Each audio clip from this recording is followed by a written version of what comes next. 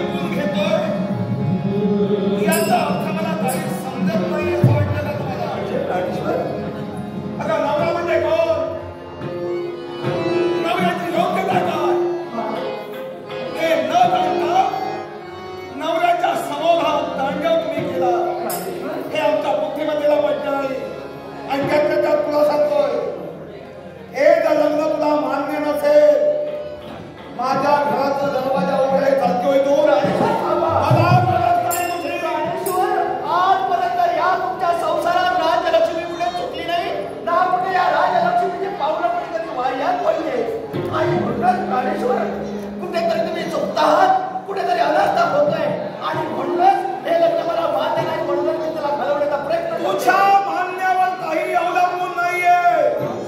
घरचा मालक मी आहे. हो हे माझ्या बुद्धिमत्तेला पडलं ते मी केलं. हे तुला मान्य नसेल घर सोडून चालती होईल. प्राणेश्वर तुम्ही जरी या घराचे मालक जरी असलात ना, प्रत्येकाला जरी मालक मालक म्हणून सांगण्याचा जरी प्रयत्न केला असेल ना, तर मालकाने मालकासारखं वागायला हवं. सांगण्याची गरज नाही. मालकाने मालकासारखं वागायला हवं. मालकाने इतरांना तशी वागणूक द्यायला हवी, तरच प्रत्येकाला मालक म्हणणार आहे. याला कारण काय माहिती आहे प्राणेश्वर? ज्याप्रमाणे तुम्ही सांगता ना या राज्याचा मालक मी आहे, त्याप्रमाणे तुमच्याशी लग्न करून या राज्याची महाराणी, या राज्याची मालकीण मी आहे. एवढा अधिकार तुमचा आहे, तेवढा अधिकार माझा पण सांगतोय. आणि म्हणूनच तुम्हाला सांगते, लग्न केल्यानंतर तू मालकीण झाली. होय ना? लग्न करून घरात तुला मी आणलं, तू मला आणलं नाहीये. तेव्हा हे लक्षात ठेव. पायातील पादत्राण किती चांगलं असतं, मग ते डोकं घेऊन मिळवायचं नसतं. त्याची जागा पायातच आहे.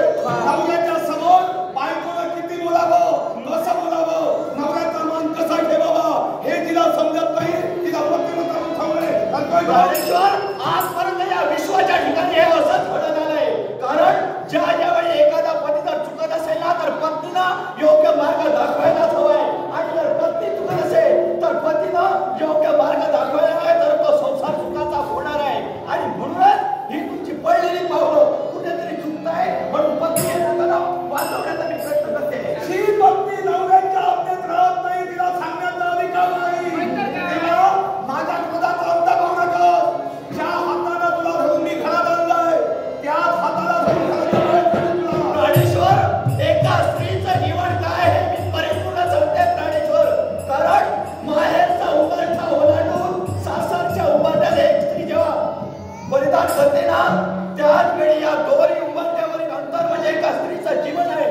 आणि ते स्त्री जीवन आजपर्यंत या राजलक्ष्मीने आपल्या जीवनात तंत्रतंत्र पाहण्याचं कर्तव्य केलं आहे. आणि म्हणून तुम्हाला सांगते प्राणेश्वर, हा अनर्थ थांबवा.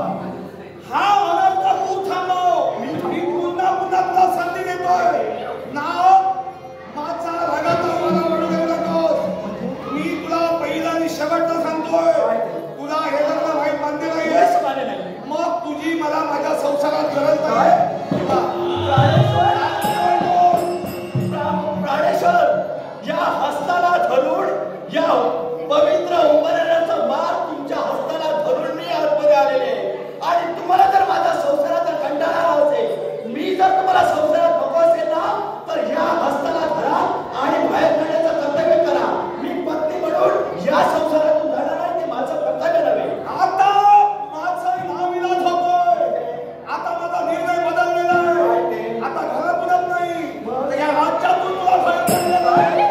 आता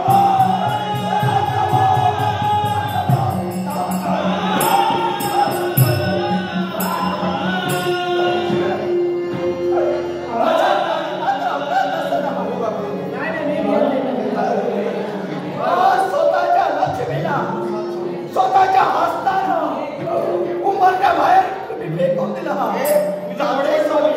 जाणते मी प्राणेश्वर, कारण सत्य हे कटू असतं.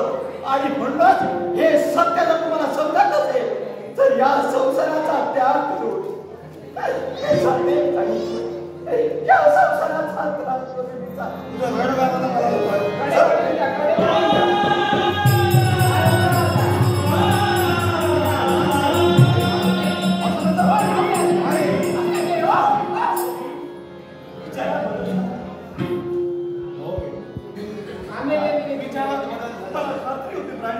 आपल्या प्रेमावर मला विश्वास होता. पण तो बदल कोणता झाला हे लक्षात घेतलं नाहीस तू. मला सांग, हे डोक्यावर कुंकू लावलंय ते कुणाचं आहे? तुमच्या नावाचं आहे. हाती सती सावित्रीचा चुडा घातलाय. हा सुद्धा तुमच्या नावाचा आहे. कंठात मनी मंगळसूत्र घातलंय. प्राणेश्वर हे सुद्धा तुमच्या नावाचं आहे. मला ते जोडवं. तुमच्या नावाचं आहे. कपाळ तुझं, कुंकू माझं, बरोबर, कंठ तुझा, मनी मंगळसूत्र माझं, हात तुझे, पण तो हिरवा चुडा माझा. तुमच्या नावाचं आज वाजता तुझं माझं नातं संपलं. प्राणेश्वर मी तुझ्यासाठी नाही, माझ्यासाठी नाही. प्राणेश्वर अर्थात